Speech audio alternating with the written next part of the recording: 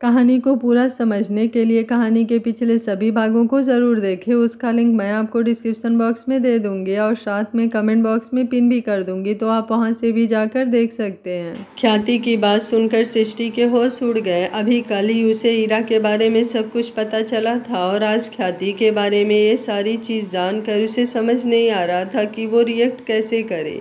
वो कितनी बड़ी बेवकूफ़ थी जो लोगों के बने हुए झूठ को सच समझकर प्रलय पर शक कर रही थी, जबकि प्रलय ना ही ईरा के साथ गलत था और ना ही ख्याति के साथ। सृष्टि ख्याति की तरफ देखते हुए बोली, तुम जानती हो तुम्हारी वजह से क्या हुआ था। तुमने सिर्फ मुझे और मिस्टर राणा को अलग नहीं किया था, बल्कि तुमने एक बच्चे से बहुत कुछ छीना था। उसके बाप को छीना था, मुझसे वो वक्त छीना था जो मेरी ज़िंदगी का सबसे कीमती वक्त था। और आज जब तुम एक बच्चे की माँ बन गई हो तो तुम्हें अपनी गलती का एहसास हो रहा है। उसकी बात सुनकर ख्याति का चेहरा शर्म से झुका हुआ था। वो रोते हुए बोली, तुम्हें मुझे जितना सुनाना है तुम सुना सकती हो सृष्टि। मुझे जो सज़ा देनी है वो दे सकती हो, मैं मना नहीं करूँगी। मैं तो सज़ा भुगतने के लिए तैयार हूँ। वैसे भी पिछले 6 महीने से सज़ा ही तो भुगत रही हूँ जिसके लिए मैंने ये सब कुछ किया है। वो तो मेरा साथ तभी छोड़ गया जब प्रलय ने मुझसे मेरा सारा बिजनेस छीन लिया। वो तो सिर्फ मेरे पैसों के लिए मेरे साथ था। पैसा खत्म होते ही वो भी चला गया। अब मेरे पास सिर्फ और सिर्फ मेरा परिवार है, मेरा बच्चा। अगर मुझसे दूर चला गया तो मैं जी नहीं पाऊंगी सृष्टि। मैं तुम्हारे पैर पड़ती हूँ, प्लीज़ मेरे बच्चे को बचा लो। ये बोलते हुए वो सृष्टि के पैरों पर नीचे की तरफ झुक गई तो सृष्टि ने तुरंत उसको कंधों से पकड़कर उसे ऊपर की तरफ उठाया।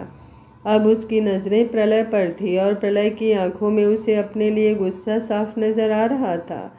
उसका गुस्सा करना बनता भी था। आखिर उसने अपनी बेवकूफ़ी की वजह से न सिर्फ खुद का बल्कि प्रलय का भी हद से ज़्यादा दिल दुखाया था। और सबसे ज़्यादा तकलीफ़ तो उसकी हरकत की वजह से प्रांस को हुई थी। जिस वक्त पर उसे और प्रांस को प्रलय की सबसे ज़्यादा ज़रूरत थी वो प्रलय को छोड़कर चली गई थी। सृष्टि ने अपने आंखों से आंसू साफ किए और बोली, तुम्हारी गलती माफ़ी लायक नहीं है, लेकिन मैं तुम्हारी तरह नहीं हूँ। मैं तुम्हारे कर्मों की सज़ा तुम्हारे बच्चे को नहीं दूंगी। ये बोलकर अब वो प्रलय के सामने आकर खड़ी हुई। प्रलय तिरछे एक्सप्रेशंस के साथ बोला, सोच भी मत लेना जिन लोगों ने मेरे साथ दुश्मनी निभाई हो उन्हें मैं अपनी दरिया दिली दिखाऊं, ऐसा हो ही नहीं सकता। सृष्टि ने अपने हाथ में पकड़े हुए प्रांस की तरफ देखते हुए कहा, आप प्रांस से बहुत प्यार करते हैं ना। सृष्टि की बात सुनकर प्रलय के चेहरे की भौहें तन गई। सृष्टि प्रांस के सर को सहलाते हुए बोली, जिस तरह से आप प्रांस को बहुत प्यार करते हैं ना मिस्टर राणा, वैसे ही हर एक माँ बाप अपने बच्चे को बहुत प्यार करते हैं।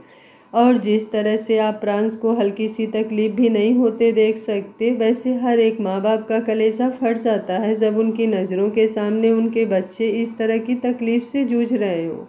प्लीज़ उनकी मदद कर दीजिए, किसी और के लिए ना सही, प्रांस के लिए ही सही। ख्याति अभी भी अपना चेहरा झुकाकर खड़ी थी। उसके साथ खड़ा विद्युत हर एक चीज़ समझ चुका था। वो प्रलय की तरफ देखते हुए बोला, मुझे नहीं पता तुम्हारी और ख्याति की क्या दुश्मनी है, लेकिन अगर आज तुम मेरे बच्चे की जान बचाने में मेरी मदद करोगे तो मैं वादा करता हूँ तुमसे, बेशक से मुझे अपने खून का एक एक कतरा बहाकर तुम्हारा एहसान चुकाना पड़े, मैं ज़रूर चुकाऊँगा। उसकी बातें सुनते हुए प्रलय ने एक गहरी सांस ली और सामने रिसेप्शनिस्ट की तरफ देखते हुए बोला, डॉक्टर को मेरा नाम ले देना और जितना भी बिल हो राणा इंडस्ट्रीज़ भिजवा देना, पेमेंट हो जाएगी। ये बोलकर वो सृष्टि की तरफ देखते हुए बोला, अब चले यहाँ से या फिर यहीं पर एक एनजीओ को खोल कर दे दूँ तुम्हें। अगर ऐसा चाहती हो तो मुझे प्रांस दे दो ताकि मेरा बच्चा इन सब चीज़ों से दूर रहे। तुम्हें जो करना है वो तुम कर सकती हो। ये बोलकर उसने सच में प्रांस को सृष्टि के हाथों से ले लिया था और आगे दरवाजे की तरफ बढ़ गया था।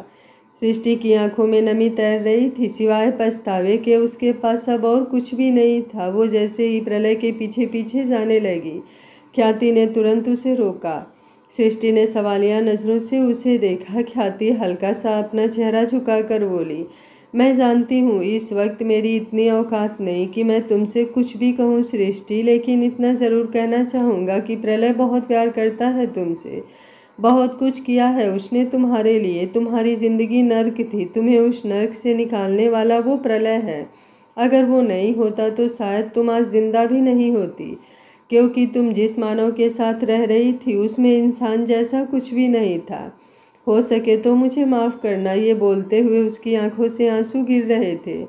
सृष्टि ने उसे कुछ भी नहीं कहा और तुरंत प्रलय के पीछे पीछे हॉस्पिटल से बाहर की तरफ आ गई। उसने देखा कि प्रलय ड्राइविंग सीट पर बैठा था और उसकी गोद में प्रांस था, जिसके साथ वो मुस्कुराते हुए खेल रहा था।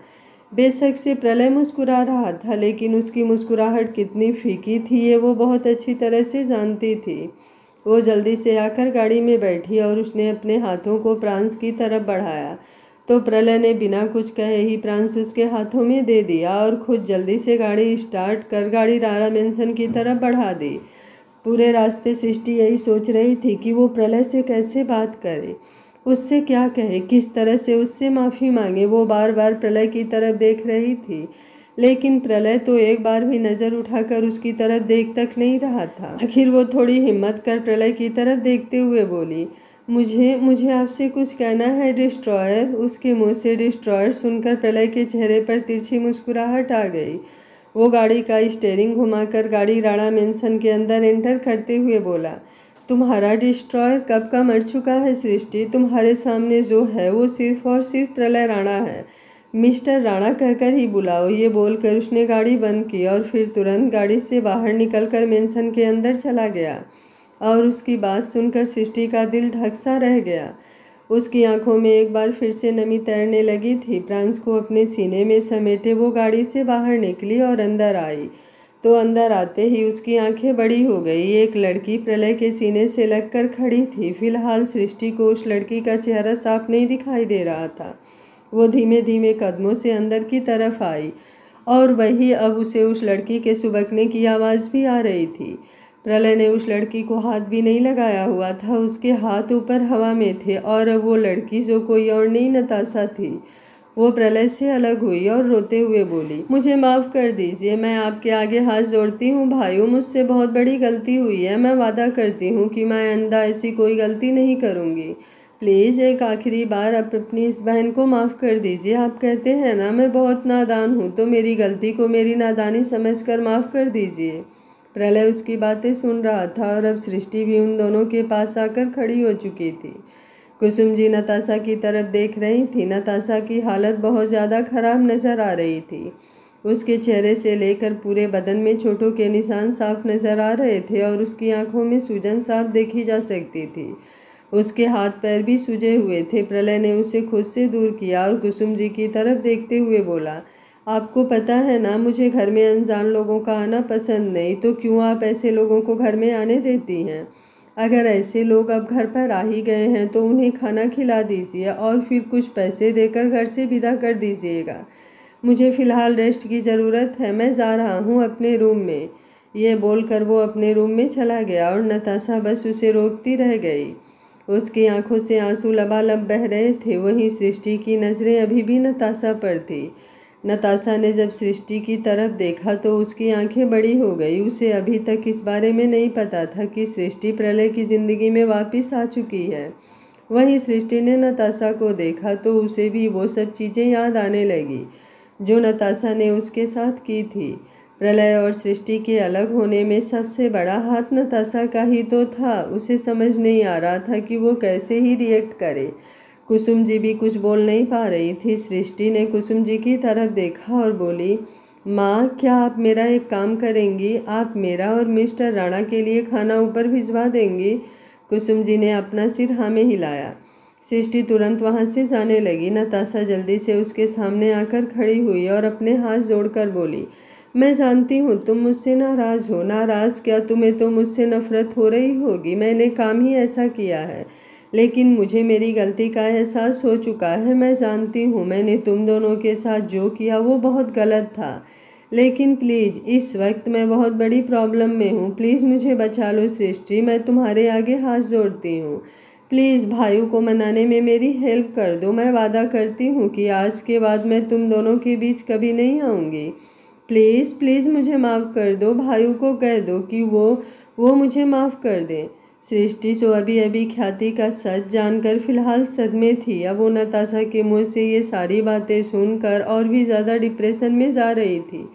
उसे समझ नहीं आ रहा था कि वो क्या करे और क्या नहीं, इसलिए उसने कुछ भी नहीं कहा और चुपचाप नताशा की बगल में से होते हुए सीढ़ियों की तरफ बढ़ गई। नताशा की आंखों से आंसू और भी ज़्यादा तेजी से बहने लगे। वो अपने घुटनों के बल नीचे ज़मीन पर गिर गई और बोली, मुझसे बहुत बड़ी गलती हो गई, बहुत बड़ी गलती कर दी मैंने। मुझे भाइयों की माफ़ी कैसे मिलेगी? वो नफ़रत करते हैं मुझसे, मुझे देखना तक नहीं चाहते। अब मैं क्या करूं? प्लीज़ माँ, आप तो मेरी मदद कीजिए ना। ये बोलते हुए वो कुसुम जी की तरफ देख रही थी और कुसुम जी ने भी अब अपना चेहरा उस पर से घुमा लिया था। वो चुपचाप किचन की तरफ चली गई। उन्होंने नताशा से कभी सौतेले जैसा व्यवहार नहीं किया था। प्रलय से ज़्यादा उन्होंने नताशा को अपना प्यार दिया था, लेकिन नताशा ने प्रलय के साथ जो कुछ किया वो उसे कभी नहीं भूल सकती थी। वहीं दूसरी तरफ सृष्टि प्रांस को लेकर ऊपर रूम में आई। वो सीधा प्रांस वाले रूम में ही आई थी। उसे पूरा यकीन था कि प्रलय इसी रूम में होगा और उसकी उम्मीद के मुताबिक प्रलय वहीं पर था और अपनी कमर पर अपना हाथ रखकर गहरी गहरी सांसें ले रहा था। सृष्टि अंदर की तरफ आई और उसने प्रांस को पालने में लिटाया और फिर खुद प्रलय के सामने आकर खड़ी हो गई। प्रलय बिना उसकी तरफ देखे बोला, फिलहाल मुझे तुम्हारे साथ कोई बात नहीं करनी, प्लीज़ जाओ यहाँ से, अभी मेरा मूड बहुत ज़्यादा डिस्टर्ब है। सृष्टि धीमे से बोली, मैं जानती हूँ, लेकिन अकेले रहना तो किसी प्रॉब्लम का सल्यूशन नहीं है ना। प्रलय आंखें छोटी कर उसे देखते हुए बोला, ओ रियली? सॉल्यूशन की बात तुम कर रही हो जिसे प्रॉब्लम में सिर्फ भागना आता है? देखो, तुम्हारा जो भी लेक्चर है ना वो तुम अपने पास रखो, मुझे वो सब लेक्चर सुनने में कोई इंटरेस्ट नहीं है। सृष्टि मुँह बनाते हुए बोली, अब आपको अपनी यूनिवर्स की बातें सुनने में कोई इंटरेस्ट नहीं? प्रलय उसकी बात सुनकर व्यंग से मुस्कुराया और बोला, कौन सी यूनिवर्स? मैं किसी यूनिवर्स को नहीं जानता। सृष्टि तुरंत उसके सीने से लग गई। प्रलय का दिल जोरों से धड़क उठा। बेशक से वो कितनी ही नाराज़गी सृष्टि से जता ले, लेकिन दिल तो दिल था और दिल तो सृष्टि की एक मुस्कुराहट पर पिघल जाता था। यहाँ तो वो खुद पूरी तरह से उसके सीने से लगी हुई थी। वो फिर भी खुद को कंट्रोल करते हुए बोला, दूर हटो मुझसे। सृष्टि अपना सिरनामे हिलाने लगी। जैसे वो अपना सिरनामे हिला रही थी, उसका सिर प्रलय के सीने से रगड़ खा रहा था। वो धीमे से बोली, नहीं, मैं कहीं नहीं जाऊंगी। नताशा नहीं हूँ जो आपके कहने से दूर हो जाऊंगी। मैं आपकी यूनिवर्स हूँ, आपसे दूर नहीं जाऊंगी। प्रलय गुस्से से बोला, अगर तुम साइड नहीं हटी तो मैं धक्के मारकर साइड हटा दूंगा। सृष्टि ने चेहरा हल्का सा ऊपर की तरफ उठाया और मुंह बनाते हुए बोली, अब आप मुझे धक्के देकर खुद से अलग करेंगे? प्रलय तुरंत बोला, तुम्हारे इन मुंह बनाने से कुछ नहीं होगा सृष्टि, अब बहुत कुछ बदल चुका है। तुम यहाँ पर हो सिर्फ और सिर्फ प्रांस के लिए। अगर प्रांस नहीं होता तो मैं यहाँ पर एक पल भी तुम्हें नहीं रहने देता। वो डिस्ट्रॉयर जो तुम्हारे लिए पागल था, तुम्हारा आशिक था, तुम्हारा दीवाना था, तुम्हारे लिए ना जाने क्या क्या कर सकता था, वो कब का खत्म हो चुका है। जो तुम्हारे सामने है वो सिर्फ और सिर्फ प्रलय राणा है, और प्रलय राणा अगर तुम्हें पाने की जिद कर सकता है तो तुमसे दूर जाने की जिद भी कर सकता है, और अगर तुम्हें पाने के लिए कुछ भी कर सकता है तो तुमसे दूर जाने के लिए भी कुछ भी कर सकता है। अब तुम समझ गई होगी कि मैं तुमसे कहना क्या चाहता हूँ। अब दूर हट जाओ मुझसे। इससे पहले कि मैं सृष्टि उसकी बातें सुन रही थी और उसकी बातें सुनते हुए उसे अपने दिल में तकलीफ़ महसूस हो रही थी। कैसे तकलीफ़ महसूस ना होती। आज उसे जो सच पता चला था उसके बाद उसे हद से ज़्यादा पछतावा हो रहा था। वो प्रलय से दूर होने की बजाय तुरंत उसके सीने से लग गई और बोली, आपसे जो होता है आप कर लीजिए, नहीं जाऊंगी मैं आपसे दूर। धक्के मार कर आप मुझे खुद से दूर करना चाहते हैं ना, तो कीजिए, कोई बात नहीं। एक बार गलती कर चुकी हूँ आपसे दूर जाने की, अब दोबारा नहीं करूँगी। ये बोलते हुए उसकी आंखों से आंसू गिर रहे थे जो प्रलय के शर्ट को भिगो रहे थे। प्रलय गुस्से से दांत पीसते हुए बोला, लगता है तुम ऐसे नहीं मानोगी। ये बोलकर उसने तुरंत सृष्टि के कंधे पर अपना हाथ रखे और उसे खुद से दूर कर दिया। सृष्टि हैरानी से उसकी तरफ देखती रह गई। प्रलय तुरंत वहां से क्लोजेट की तरफ जाने लगा, लेकिन जैसे ही वो क्लोजेट की तरफ घूमा, सृष्टि अब पीछे से उसकी पीठ से लग गई। उसके हाथ प्रलय के सीने पर कसे हुए थे।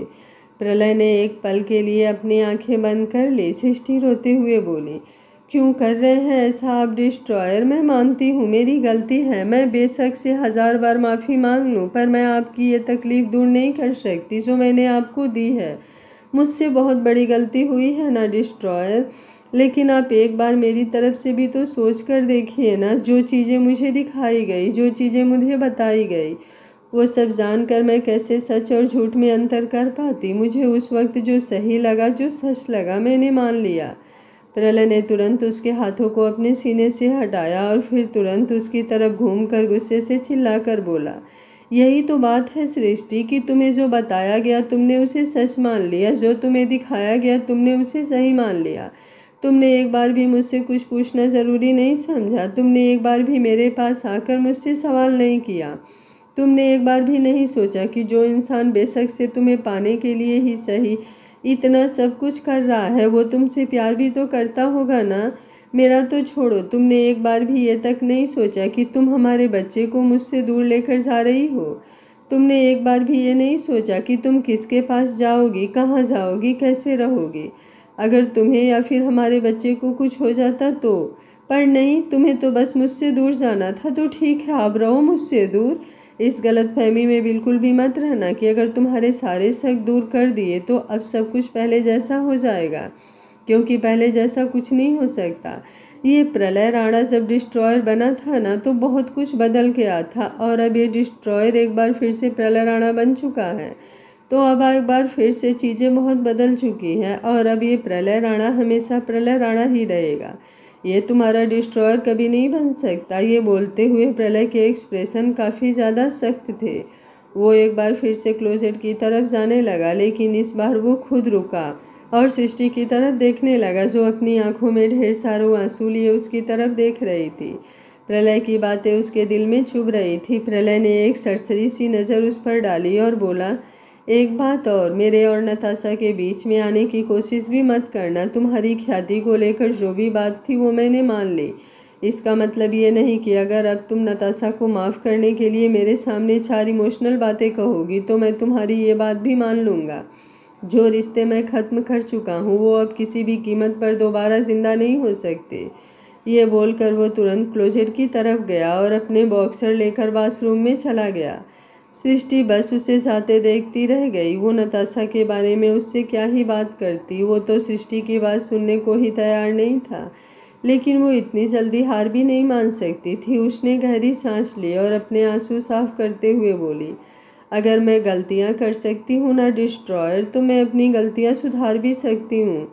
अगर मैं आपको नाराज़ कर सकती हूँ तो मैं आपको मना भी सकती हूँ। और अब मैं भी देखती हूँ कि आप कब तक मुझसे नाराज़ रहते हैं। जैसे ही प्रलय वॉशरूम से बाहर आया और अपने बेड की तरफ जाने लगा, रूम का दरवाज़ा नॉक हुआ। सृष्टि ने तुरंत जाकर दरवाज़ा खोला। प्रांस अभी तक सो रहा था। प्रलय की नज़रें प्रांस पर थी और वो बेड पर उसके बगल में लेट रहा था।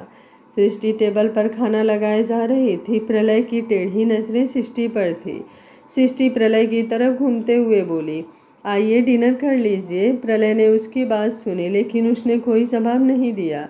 वो प्रांस के साथ खेलने लगा। प्रांस की आंखें बंद थी, लेकिन वो जानबूझकर उसकी आंखें खोलने की कोशिश कर रहा था।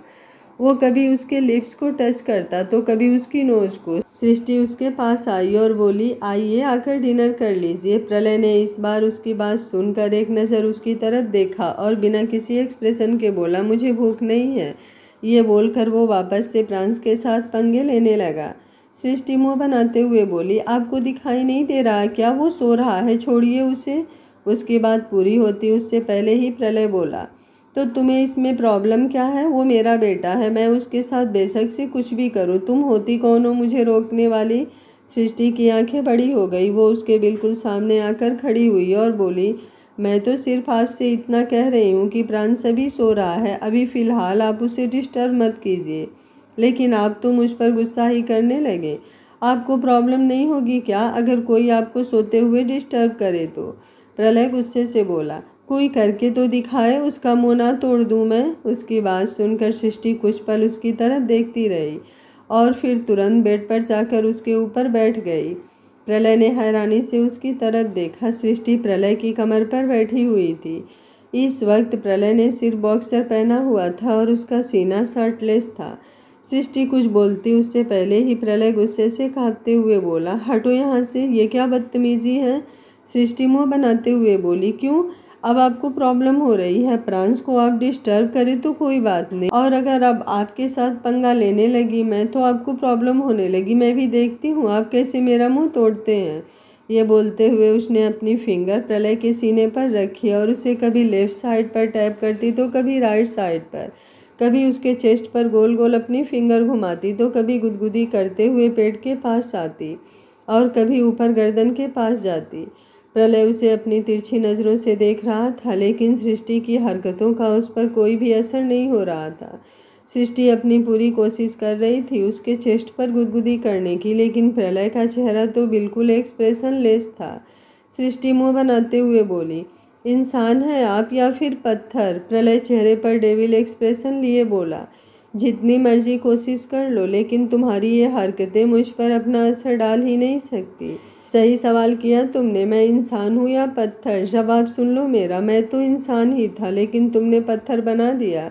उसकी बात सुनकर सृष्टि का हाथ एक पल के लिए रुक गया। वो बस प्रलय की तरफ देखती रह गई। प्रलय बिना किसी एक्सप्रेशन के बोला, अब यहाँ से साइड हटने का क्या लोगी। सृष्टि हल्का सा उसकी चेस्ट पर झुकी और बोली, डिस्ट्रॉयर कभी भी अपनी यूनिवर्स के लिए पत्थर हो ही नहीं सकता, और अगर वो पत्थर हो भी गया है तो मुझे उस पत्थर को पिघलाना आता है। ये बोलते हुए उसकी नज़रें काफ़ी गहरी हो चुकी थी और अब उसने अपनी उंगली प्रलय की चेस्ट से हटाकर उसके दोनों हाथों उसके बाइसेप्स पर रखे और खुद पूरी तरह से उसके सीने पर झुक गई और गर्म और गहरी सांस लेते हुए अपने होठ प्रलय की चेस्ट पर रख दिए।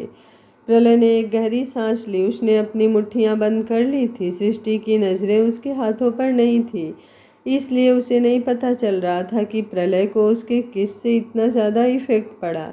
वो अपनी नज़रें हल्की सी ऊपर की तरफ उठाकर लगातार प्रलय की चेस्ट पर किस कर रही थी और प्रलय अपने हाथ कसते ही जा रहा था। प्रलय पूरी तरह से अपना कंट्रोल खो रहा था। ऐसी हरकत वो सच में बर्दाश्त नहीं कर सकता था, वो भी उसकी यूनिवर्स करे। ऐसे में उसका आपा खोना लाजमी था, लेकिन वो फिर भी खुद पर कंट्रोल करते हुए बड़ी सर्द आवाज़ में बोला, तुम मुझे सेड्यूस करने की कोशिश कर रही हो। सृष्टि ने मुस्कुराते हुए उसकी तरफ देखा और बड़ी ही मधोसी भरी आवाज़ में बोली, आपसे किसने कहा कि मैं आपको सेड्यूस करने की कोशिश कर रही हूँ? मैं तो आपको सेड्यूस कर रही हूँ। तो प्रलय के सीने में एक हलचल सी मच गई। उसका दिल इस वक्त जोरों से धक धक कर रहा था। सृष्टि ने एक बार फिर से उसे किस करना शुरू किया तो प्रलय की मुट्ठी खुल गई और वो तुरंत सृष्टि की पीठ पर अपना हाथ रखने लगा, लेकिन वो अपना हाथ सृष्टि की पीठ पर रखता इससे पहले ही पीछे दरवाजे की तरफ से आवाज़ आई, आई एम सो सॉरी, मैं वो पानी रखना भूल गई थी। ये आवाज़ सुनकर सृष्टि तुरंत प्रलय के ऊपर से हटी और दरवाजे की तरफ देखने लगी, जहाँ पर एक सर्वेंट खड़ी थी जिसके हाथों में पानी का जग था और वो खाना लगाते वक्त वहाँ पर पानी रखना भूल गई थी, इसलिए अब पानी लेकर आई थी। सृष्टि का चेहरा शर्म से लाल होने लगा। वहीं प्रलय के चेहरे पर डेविल स्माइल आ गई। प्रलय और सृष्टि दोनों प्रांस के कमरे में थे और प्रांस सृष्टि के सीने से लगा हुआ दूध पी रहा था और प्रलय उसे गहरी नज़रों से देख रहा था। कुछ देर बाद उसने अपनी आंखें बंद कर ली। हालांकि नींद उसकी आंखों से कोसों दूर थी, लेकिन फिर भी वो शायद सोने की एक्टिंग कर रहा था या फिर सच में सोना चाहता था। वहीं दूसरी तरफ अब सृष्टि ने पहले प्रांस का डायपर चेंज किया और फिर उसे अच्छे से साइड में सुलाकर प्रलय के सीने से लग गई। प्रलय को जैसे ही उसका सिर अपने सीने पर महसूस हुआ, वो तुरंत उसे खुद से अलग करते हुए बोला, मेरे पास आने की कोशिश मत करो। सृष्टि भी तुरंत बोली, और आप मुझसे दूर जाने की कोशिश मत कीजिए। प्रलय एटीट्यूड से बोला, दूर मैं नहीं, तुम गई थी। प्रलय की बात सुनकर सृष्टि मुस्कुराई और बोली, पास भी तो मैं ही आ रही हूँ। ये बोलते हुए उसने एक बार फिर से अपना सिर प्रलय के सीने पर रख दिया था और अपनी उंगली उसके सीने पर घुमाने लगी थी। वो अब प्रलय के कुछ करने से पहले ही बोली, आपको एक बात बताऊं? प्रलय उसके दिल की बात ही तो जानना चाहता था। अब उसने फिलहाल कुछ नहीं कहा तो सृष्टि ने एक नज़र अपना चेहरा उठाकर उसकी तरफ देखा और फिर वापस उसके सीने पर अपना सिर रखकर बोली, जब मैंने आपको होटल रूम में ख्याति के साथ देखा था तो आप सोच भी नहीं सकते मुझे कितना बुरा लगा था। जब मेरा एक्सीडेंट हुआ था और मेरी याददाश्त चली गई थी, जब मानो पहली बार मुझसे मिलने आए थे, उन्होंने मुझ पर हाथ उठाया था, उस वक्त भी मुझे उतना बुरा नहीं लगा था जितना बुरा मुझे आपको ख्याति के साथ और ईरा के साथ देखकर लगा था। ऐसा लग रहा था जैसे मेरे अंदर कुछ टूट रहा है।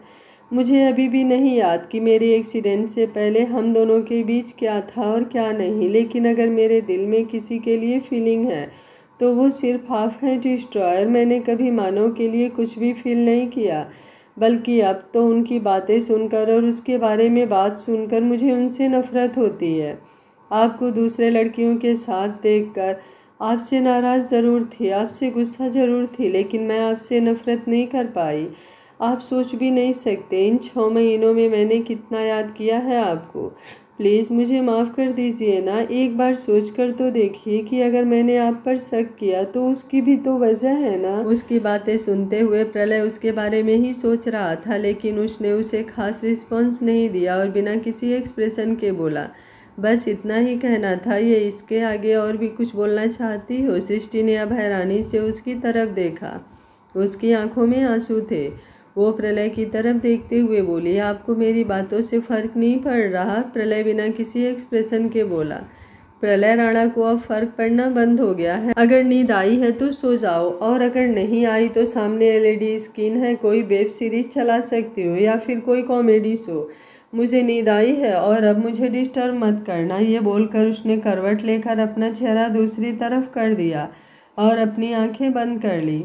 सृष्टि उसकी तरफ देखती रह गई। वो जानती थी कि प्रलय इतनी आसानी से नहीं मानेगा।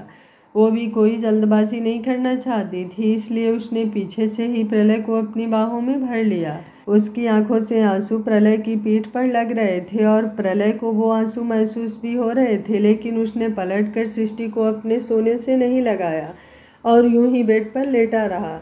कुछ देर बाद सृष्टि गहरी नींद में चली गई तो उसने पलटकर सृष्टि की तरफ देखा और कुछ पल उसे देखता रहा। उसने एक गहरी सांस ली और बोला, मैं सच में वो सब चीज़ें नहीं भुला सकता हूँ सृष्टि, जो तुमने मेरे साथ की है। सिर्फ यकीन मांगा था तुमसे और वही तुमने मुझे नहीं दिया। तो अब कैसे यकीन कर लूँ कि जो गलती तुमने पहले की वो तुम दोबारा नहीं करोगी?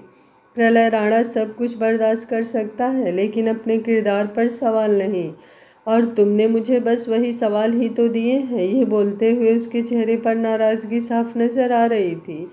वो कुछ पल सृष्टि को देखता रहा और फिर अपनी जगह से खड़े होकर बालकनी की तरफ आया।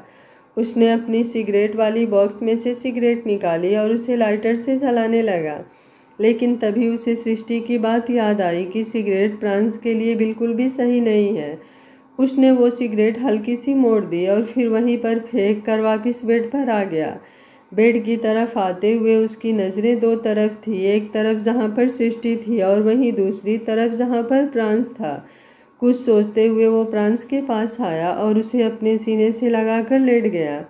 नींद तो अभी भी उसे नहीं आ रही थी, लेकिन तकरीबन 1 घंटे बाद आखिर वो भी नींद में चला ही गया। सुबह का वक्त, सृष्टि की आंखें खुली और वो तुरंत बेड पर उठकर बैठी। प्रलय को प्रांस के साथ सोते हुए देखकर उसने मुंह बनाया और धीमे से बोली, कितना बदल गए हैं आप डिस्ट्रॉयर। पहले मेरी गलती पर झट से मान जाते थे और अब तो ऐसा लग रहा है जैसे मैं कभी आपकी नाराज़गी दूर कर ही नहीं पाऊंगी। मुझे ऐसे रहना बिल्कुल भी अच्छा नहीं लग रहा। प्लीज़ मान जाइए ना डिस्ट्रॉयर। ये बोलते हुए उसके चेहरे पर मायूसी नज़र आ रही थी। तभी उसके चेहरे पर हल्की सी मुस्कुराहट तैर गई। वो बेड से उठी और जल्दी से अपने कपड़े लेकर वॉशरूम में चली गई। कुछ देर बाद वो शावर लेकर बाहर आई तो सबसे पहले आकर उसने अपने बालों को बनाया और फिर प्रांस को अपनी गोद में उठाया। प्रांस अभी भी गहरी नींद में सो रहा था। सृष्टि ने पहले उसे उठाया और फिर उसे फीड कराने के बाद उसे स्पंज बांध दिया और उसे अच्छे से कपड़े पहनाकर अपने साथ नीचे ले आई। प्रलय अभी भी सोया हुआ था। रात को काफ़ी देर तक जागने की वजह से अब तक उसकी आंखें नहीं खुली थी।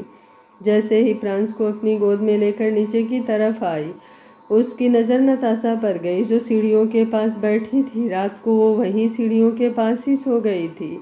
उसे यूं देखकर सृष्टि को बहुत बुरा लग रहा था। तभी उसकी नज़र कुसुम जी पर गई। जो किचन से बाहर आ रही थी। वो कुसुम जी के सामने आकर खड़ी हुई और उनकी तरफ देखते हुए बोली, ये नताशा यहाँ पर? कुसुम जी मायूसी से बोली, मैं कुछ नहीं कर सकती हूँ सृष्टि। अगर मैंने नताशा का साथ दिया तो प्रलय के साथ गलत होगा और उसके साथ पहले ही बहुत गलत हो चुका है। अब मैं उसके साथ और कुछ गलत नहीं करना चाहती। सृष्टि तुरंत बोली, लेकिन नताशा उनकी बहन है माँ। बेशक से उसने गलती की, लेकिन उसे इस तरह की सज़ा तो नहीं मिलनी चाहिए ना। सृष्टि की बात सुनकर कुसुम जी हल्का सा मुस्कुराई और उसके गाल पर अपना हाथ रखकर बोली, तुम बहुत भोली हो सृष्टि, इसलिए तो तुम लोगों की बातों में भी बहुत जल्दी आ जाती हो। लेकिन प्रलय ऐसा नहीं है, उसका गुस्सा बहुत ज़्यादा खतरनाक है और वो बहुत जल्दी आता है। लेकिन उसकी नाराज़गी उसके गुस्से से भी ज़्यादा खतरनाक है और वो जल्दी से बिल्कुल नहीं जाता। मैं तुम्हें सिर्फ इतना ही कहूँगी कि तुम प्रलय और नताशा के मैटर से थोड़ा दूर ही रहो। उनकी बात सुनकर सृष्टि कुछ कह ही नहीं पाई। उसने एक नज़र नताशा की तरफ देखा और फिर मन ही मन बोली, मेरी वजह से ये सब हुआ है। नताशा की जो भी नाराज़गी और नफ़रत थी वो मुझसे थी, लेकिन उस नफ़रत की वजह से डिस्ट्रॉयर और नताशा का रिश्ता ख़राब हो गया। अब अगर मैं डिस्ट्रॉयर की लाइफ में वापस आई हूँ तो मुझे इन दोनों का रिश्ता भी ठीक करना ही होगा। ये बोलते हुए उसके दिमाग में कुछ पल चल रहा था। कुसुम जी प्रांस की तरफ देखते हुए बोली, तुम प्रांस को अब मुझे दो। सारा दिन तुम दोनों इसे अपने साथ रखते हो, मुझे तो मेरे पोते के साथ वक्त बिताने का मौका ही नहीं मिलता। आज मैं सारा दिन इसे तुम दोनों को बिल्कुल भी नहीं दूंगी।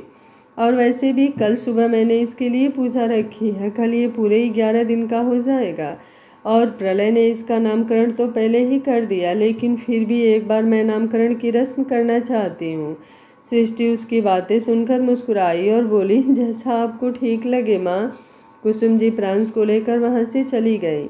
सृष्टि अब नताशा के पास आई। उसने जैसे ही नताशा के कंधे पर अपना हाथ रखा, नताशा एकदम से डर गई। सृष्टि ने तुरंत उसके कंधे पर दोबारा अपना हाथ रखा और बोली, रिलैक्स, मैं हूँ। नताशा हैरानी से उसकी तरफ देख रही थी। वो तुरंत अपनी जगह से खड़ी हुई और अपने बालों को, अपने चेहरे को ठीक करने लगी।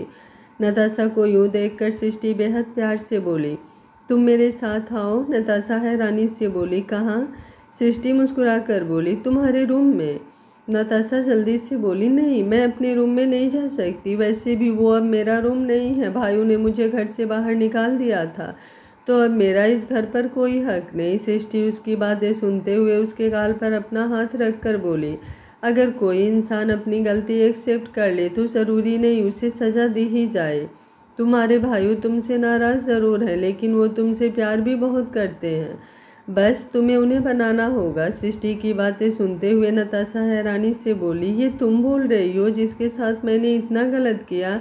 सृष्टि तुरंत बोली, वो नादानी थी तुम्हारी। नताशा रोते हुए बोली, पागल हो गई थी मैं नफ़रत में। सृष्टि मुस्कुराते हुए बोली, आप प्यार से सारी चीज़ें हैंडल करो। नहीं कह सकती तुम्हें कि तुम्हारे भाइयों जल्दी ही तुम्हें माफ़ कर देंगे, क्योंकि माफ़ तो अभी तक उन्होंने मुझे भी नहीं किया है, लेकिन हम कोशिश तो कर सकते हैं ना। नताशा उसकी बातें सुनते हुए अब और भी ज़्यादा रोने लगी।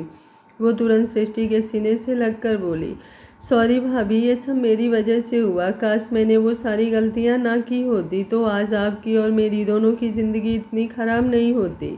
नताशा की बातें सुनते हुए सृष्टि समझ चुकी थी कि ज़रूर उसके साथ कुछ गलत हुआ है। वैसे भी उसकी जो हालत थी, साफ पता चल रहा था कि उसके साथ वायलेंस हुई है, लेकिन बाकी सब चीज़ें अभी सृष्टि को नहीं पता थी। कुसुम जी दूर से ही उन दोनों को देख रही थी। वो सृष्टि के लिए डर रही थी। नताशा के साथ सृष्टि का इस तरह से पेश आना प्रलय के गुस्से को और भी ज़्यादा बढ़ा सकता था। सृष्टि नताशा को उसके रूम में ले गई और उसे अपने रूम में कपड़े लाकर देते हुए बोली, फ़िलहाल तुम ये पहन लो।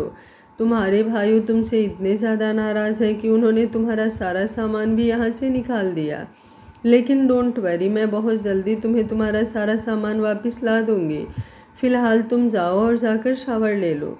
नताशा हल्का सा मुस्कुराई और वहाँ से वॉशरूम की तरफ चली गई। सृष्टि मुस्कुराते हुए बोली, अब मैं जाती हूँ वापस अपने डिस्ट्रॉयर के पास। वैसे भी उनके उठने का वक्त हो गया है। अब आप तो रोमांस करते नहीं हैं डिस्ट्रॉयर, तो रोमांस का कोटा मुझे ही पूरा करना होगा। ये बोलते हुए उसके चेहरे पर एक शरारती स्माइल थी। अब जल्दी से वो वापस रूम में आई तो उसकी नज़र बेड पर गई जहाँ से प्रलय गायब था। वॉशरूम से उसे पानी की बूंदें गिरने की आवाज़ आ रही थी। सृष्टि मुस्कुराते हुए अब वॉशरूम की तरफ बढ़ गई। वॉशरूम के अंदर आते ही उसकी नज़र अब प्रलय पर थी, जो शावर के नीचे खड़ा था और इस वक्त वो सिर्फ फ्लोर में था। उसे यूं देखते ही सृष्टि के रोंगटे खड़े हो गए। वो बोल्ड बनते हुए यहाँ पर आ तो गई थी, लेकिन अब वो खुद ही क्लीन बोल्ड हो चुकी थी। प्रलय इतना ज़्यादा हॉट लग रहा था कि ऐसा लग रहा था जैसे शावर पानी नहीं अंगारे गिर रहे हों। सृष्टि आगे की तरफ आई। प्रलय को उसके कदमों की आहट महसूस हो चुकी थी, लेकिन उसने ज़रा सा भी रिएक्ट नहीं किया। सृष्टि बिल्कुल उसके सामने आकर खड़ी हुई। शावर का पानी अब उस पर भी गिरने लगा था। प्रलय ने अपने सिर पर अपना हाथ रखा और अपने बालों को पीछे की तरफ करते हुए बोला, अब यहाँ क्यों आई हो? सृष्टि तुरंत बोली, रोमांस करने का मन कर रहा था इसलिए। ये बोलते हुए वो प्रलय के बिल्कुल करीब हो गई और सृष्टि का जवाब सुनकर प्रलय की आईब्रो ऊपर की तरफ उठ चुकी थी। प्रलय गुस्से से बोला, लगता है दिमाग खराब हो गया है तुम्हारा। मैं तुम्हारी शक्ल भी नहीं देखना चाहता और तुम मेरे साथ रोमांस करने का सोच रही हो। सृष्टि मुंह बनाते हुए बोली, रहने दीजिए, बहुत अच्छी तरह से जानती हूँ आपका मुझे देखने का मन करता है या नहीं। मुझे देखने के लिए तो मरते हैं आप। ये बोलते हुए उसने प्रलय की चेस्ट पर अपना हाथ रखा और अपने हाथ को उसकी गर्दन तक लेकर गई तो प्रलय ने तुरंत उसके हाथ को अपने हाथ में कसकर पकड़ा और उसे गोल घुमा दिया। सृष्टि की पीठ प्रलय के सीने से आ लगी और प्रलय ने अपना चेहरा सृष्टि के कंधे पर टिका दिया। वो उसके कानों में बड़ी ही इंटेंस वॉइस में बोला, वहम है तुम्हारा। पहले मरता था तुम्हें देखने के लिए, लेकिन अब नजरें तुम पर जाना भी नहीं चाहती। ये बोलते हुए पानी के अंदर से भी सृष्टि को प्रलय के गर्म सांसें अपनी गर्दन पर महसूस हो रही थी। सृष्टि एक झटके से पलट गई तो प्रलय ने अपनी बड़ी बड़ी आंखों से उसे देखा। सृष्टि ने अपना चेहरा हल्का सा ऊपर की तरफ उठाया और बड़ी ही डीप वॉइस में बोली, अदाएं तो बहुत हैं आप में, लेकिन हम आपकी झूठ बोलने की अदा पर मर मिटे। आप देखने की ख्वाहिश की बात करते हैं, ज़रा एक बार मेरी आंखों में तो देखिए। इन कमबख्त नज़रों की क्या मजाल जो ये गुस्ताखी से भी मुझ पर से हटे। सृष्टि की शायरी सुनकर प्रलय की आंखें बड़ी हो गई थी। उसे सच में सृष्टि से इस तरह की शायरी की उम्मीद तो बिल्कुल भी नहीं थी, लेकिन इसका मतलब ये भी नहीं था कि वो शायरी सुनकर पिघल चुका था। सृष्टि मुस्कुराते हुए उसकी तरफ देख रही थी, क्योंकि प्रलय की नज़रें अब सच में उस पर से हट ही नहीं रही थी। वो मुस्कुराते हुए बोली, मैंने कहा था ना, आपकी नज़रों की क्या मजाल जो ये मुझ पर से हट जाएं। उसकी बात सुनकर प्रलय होश में आया और तुरंत अपना चेहरा घुमाकर बोला, बहुत सुन ली तुम्हारी बातें, अब जाओ यहाँ से। सृष्टि मुस्कुराते हुए एक बार फिर से उसके सामने आकर खड़ी हुई और बोली, ऐसे कैसे यहाँ से चली जाऊँ? अभी तक तो हमने रोमांस का आर भी नहीं किया। प्रलय तिरछी नज़रों से उसे देखते हुए बोला, ना आर होगा ना ही बाकी का रोमांस होगा। मुझे शावर लेना है और फिर तैयार होना है। तुम्हारे पास तो करने को कुछ है नहीं, लेकिन मेरे पास बहुत सारी चीज़ें हैं। मुझे मेरा बेबी संभालना है, ऑफिस संभालना है। उसकी बात बीच में ही काट कर सृष्टि तुरंत बोली, बीबी को भी संभालना है जो बिल्कुल बच्चों वाली हरकतें करती है, लेकिन आप उसे बहुत अच्छी तरह से संभाल लेते हैं। प्रलय व्यंग से बोला, बच्चों वाली नहीं, बेवकूफ़ वाली कहो। सृष्टि हंसी और बोली, चलो आपके प्यार में हम खुद को बेवकूफ़ भी कह लेंगे, लेकिन अब थोड़ा सा प्यार तो कर दीजिए ना। ये बोलते हुए उसका चेहरा बेहद मासूम नजर आ रहा था। प्रलय कुछ पल उसे देखता रहा और फिर शावर बंद करके वहाँ से जाते हुए बोला, अगर शावर लेना हो तो दोबारा ऑन कर लेना। Now excuse me. ये कहकर जैसे ही उसने एक कदम आगे की तरफ बढ़ाया, सृष्टि ने तुरंत उसका हाथ पकड़कर उसे रोक लिया। प्रलय ने पलटकर हैरानी से उसकी तरफ देखा और इस बार सृष्टि ने कुछ नहीं कहा, बल्कि उसे जोर से धक्का दिया तो प्रलय पीछे दीवार से लग गया। वो सृष्टि की तरफ देखते हुए बोला, ये क्या हरकत है? सृष्टि मुँह बनाते हुए बोली, वो हरकत है जब पति खड़ूस मिले और पत्नी हद से ज़्यादा रोमांटिक हो। ये बोलकर वो उसके बिल्कुल करीब आई और उसने प्रलय के सिर के पीछे अपना हाथ रख दिया। प्रलय गुस्से से बोला, don't you dare to touch me. Srishti उसकी तरफ देखते हुए बिना कुछ बोले ही उसके होठों को चूम लिया और थोड़ा सा बाइट भी कर लिया। प्रलय उसे तिरछी नज़रों से देखने लगा। सृष्टि एकदम से सहम गई। उसे लगा वो शरारत करेगी तो प्रलय सामने से थोड़ा सा तो रिएक्ट करेगा ही। लेकिन यहाँ तो वो उल्टा ही गुस्सा हो गया। लेकिन अगले ही पल वो हैरान रह गई जब प्रलय ने उसका हाथ पकड़कर उसे गोल घुमाया और फिर उसे दीवार से लगाकर खुद उसके ऊपर झुक गया। अब वो उसे अपनी डेविल नज़रों से देख रहा था। सृष्टि सहमे हुए बोली, गलती से? प्रलय तुरंत बोला, बहुत अच्छी तरह से जानता हूँ मैं, तुमने अभी जो किया वो गलती से हुआ या जानबूझकर, लेकिन अगर तुम इसे गलती कह रही हो तो ठीक है, तुम्हें इस गलती की सज़ा ज़रूर मिलेगी। सृष्टि कुछ आगे बोलती कि प्रलय ने उसकी बोलती बंद कर दी और सारा गुस्सा सृष्टि पर निकालने लगा। सृष्टि ने तुरंत उसकी पीठ पर अपने हाथ कस दिए और अपने दर्द को अपने अंदर ही समेटने लगी। प्रलय का अग्रेसन सृष्टि को साफ महसूस हो रहा था, लेकिन प्रलय तो जैसो अपने अंदर गुस्से का प्रलय लाए हुए था।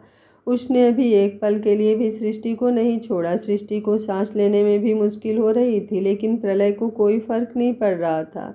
जब उसने सृष्टि को छोड़ा तो सृष्टि कुछ बोल ही नहीं पा रही थी। उसका पूरा चेहरा रेड था और आंखें ढंग से खुल भी नहीं पा रही थी।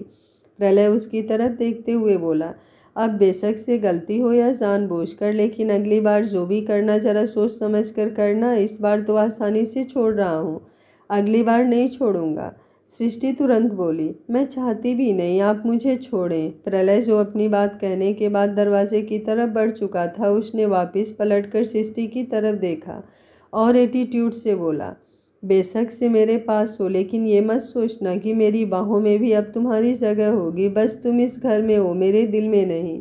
ये बोलकर अब वो तुरंत साइड में रखा हुआ बाथरोब पहनकर वहाँ से चला गया और सृष्टि बस उसे जाते हुए देखती रह गई।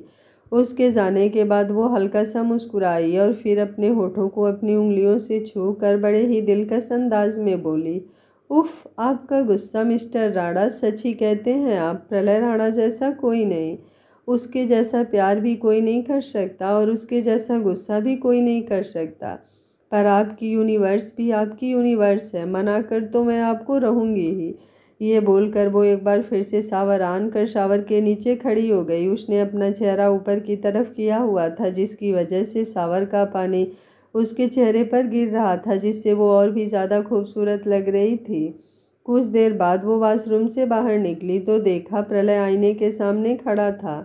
ऑफिस के लिए तैयार हो रहा था। वो उसके बिल्कुल पास आकर खड़ी हो गई, लेकिन जैसे ही वो उसके पास आकर खड़ी हुई, उसे जोरों से छींक आई और वो पूरी तरह हिल गई। ठंडे पानी की वजह से शायद उसे ठंड लग रही थी। वैसे भी अभी थोड़े दिन पहले ही उसने प्रांस को जन्म दिया था, तो अभी उसकी बॉडी पूरी तरह से रिकवर नहीं हुई थी।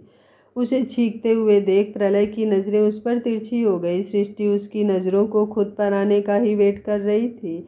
जैसे ही प्रलय ने देखा, वो तुरंत मुस्कुराते हुए बोली, डोंट वरी, इतनी ज़्यादा भी ठंड नहीं लगी है, बस थोड़ा सा कॉफ़ी पीऊँगी तो ठीक हो जाऊँगी।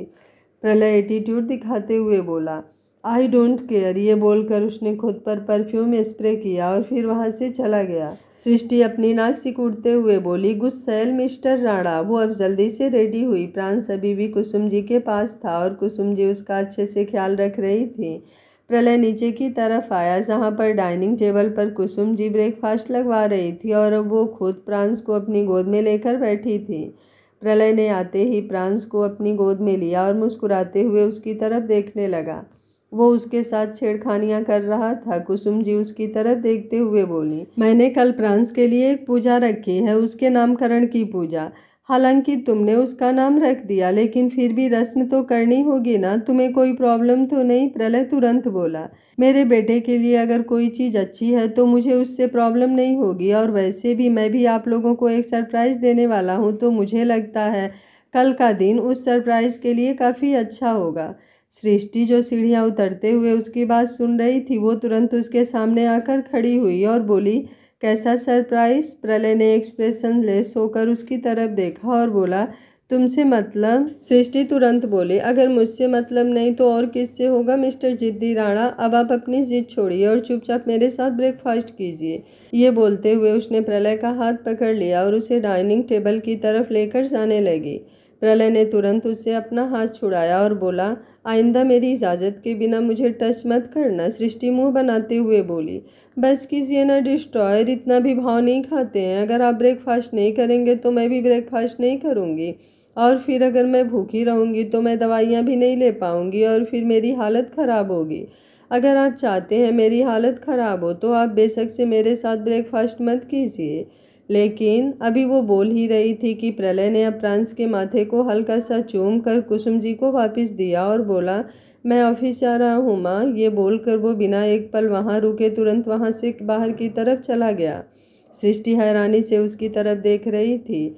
अब उसकी आंखों में नमी आ गई। कुसुम जी उसकी तरफ देखते हुए बोली, तुम फिक्र मत करो, वो जल्दी मान जाएगा। सृष्टि कांपती हुई आवाज़ में बोली, मुझे नहीं लगता माँ वो जल्दी मानेंगे। नाराज़ तो वो पहले भी मुझसे बहुत बार हुए हैं, लेकिन हमेशा मान जाते थे।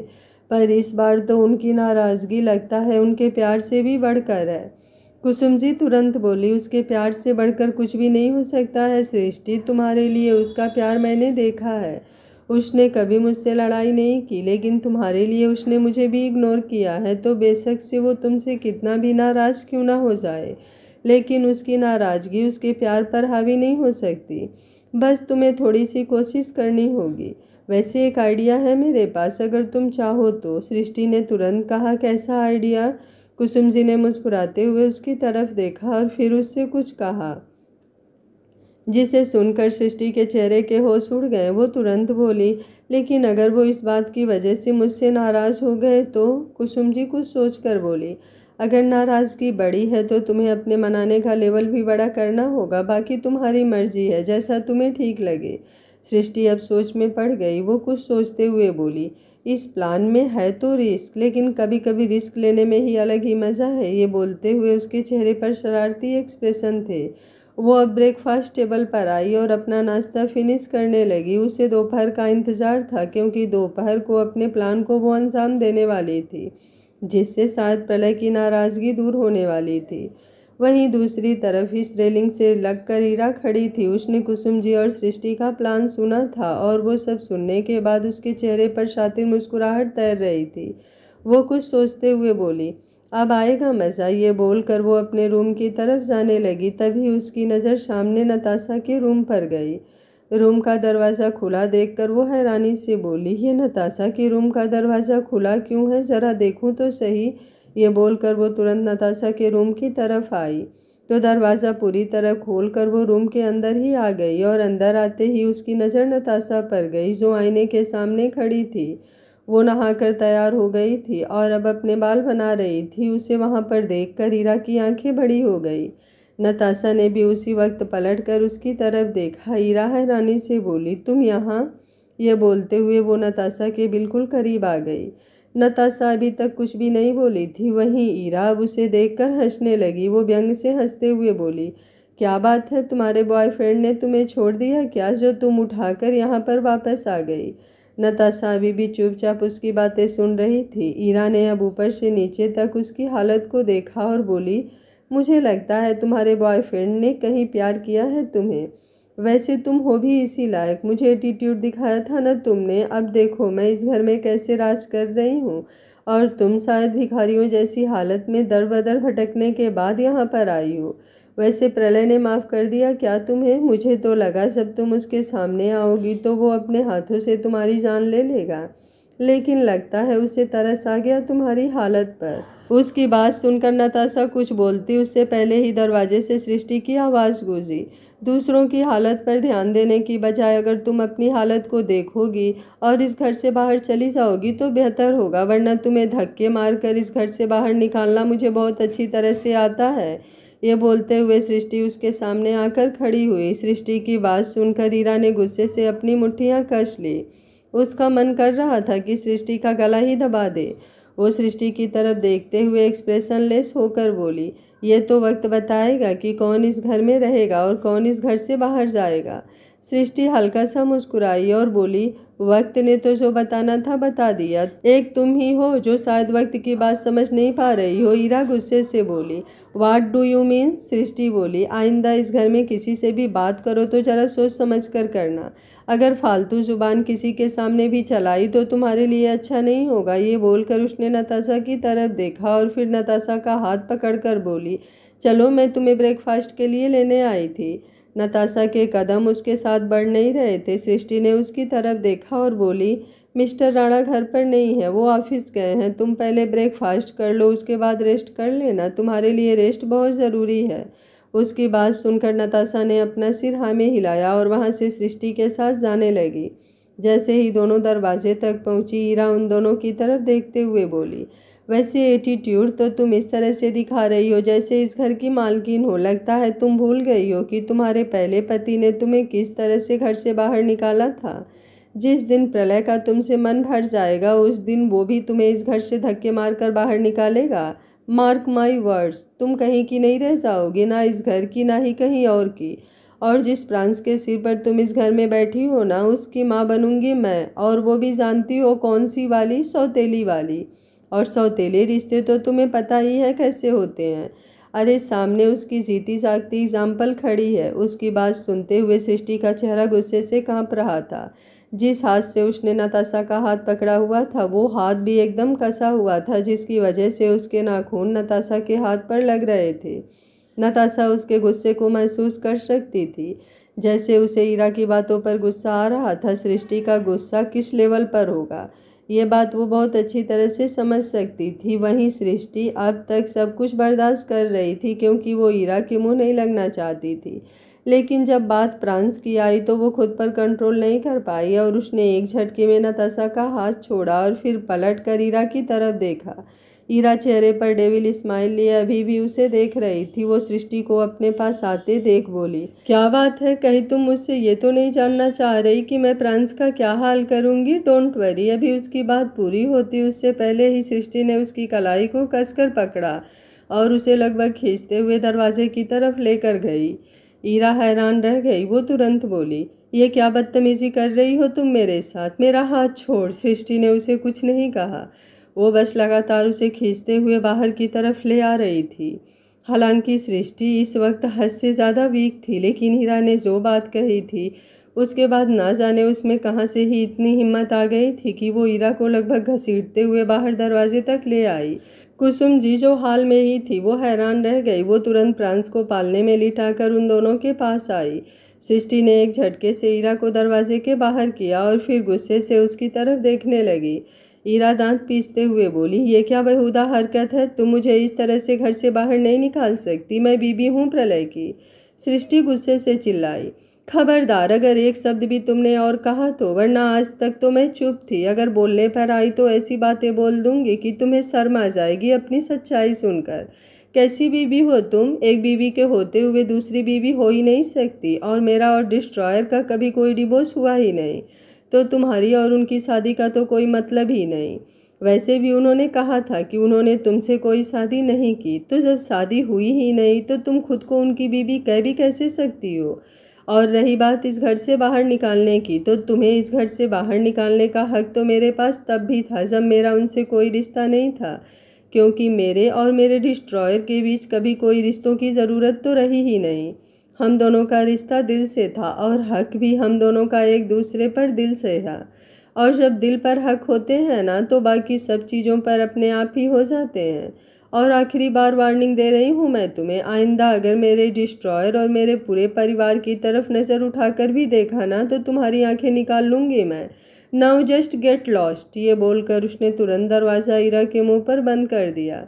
ईरा गुस्से से उसकी तरफ देखती ही रह गई। उसने अपने सामने बंद दरवाजे को देखा और बोली, तुम्हारी इतनी हिम्मत कि तुमने मुझे इस घर से बाहर निकाला? पिछले 6 महीने से इस घर पर मेरा राज चल रहा था। प्रलय ने बेशक से मुझसे शादी नहीं की, लेकिन उसने मुझे अपनी बीबी कहा था, और अब वो इस रिश्ते से मुकर नहीं सकता। मैं नहीं मानती तुम दोनों के रिश्ते को। मैं भी देखती हूँ प्रलय मुझे मेरा हक कैसे नहीं देता। उसे तुम्हें छोड़कर मेरे पास आना ही पड़ेगा। और तुम्हें क्या लगता है कि सिर्फ तुम खेल खेल सकती हो? मेरे सामने तो तुम्हारी कोई औकात ही नहीं। बहुत अच्छी तरह से जानती हूँ तुम्हारा आज का प्लान। अब बस तुम ये देखो कि कैसे मैं तुम्हारी ही प्लानिंग को तुम पर ही हावी करती हूँ। ये बोलते हुए उसके चेहरे पर डेंजरस एक्सप्रेशन थे। सृष्टि ने जैसे ही दरवाज़ा बंद किया और वापस हाल की तरफ घूमी, उसकी नज़र कुसुम जी पर गई। कुसुम जी उसके पास आई और उसे हैरानी से देखते हुए बोली, मुझे तो पता ही नहीं था मेरी नाजुक सी दिखने वाली गुड़िया सृष्टि बम की तरह फूटना भी जानती है। कहानी आप लोगों को कैसी लग रही है अपनी राय कमेंट बॉक्स में देना बिल्कुल मत भूलिएगा। उम्मीद करती हूँ कहानी आप सभी को पसंद आ रही होगी। वीडियो पसंद आ रहा है तो लाइक शेयर एंड चैनल को सब्सक्राइब कर लीजिएगा। Thank you for watching. मिलते हैं कहानी के अगले भाग में।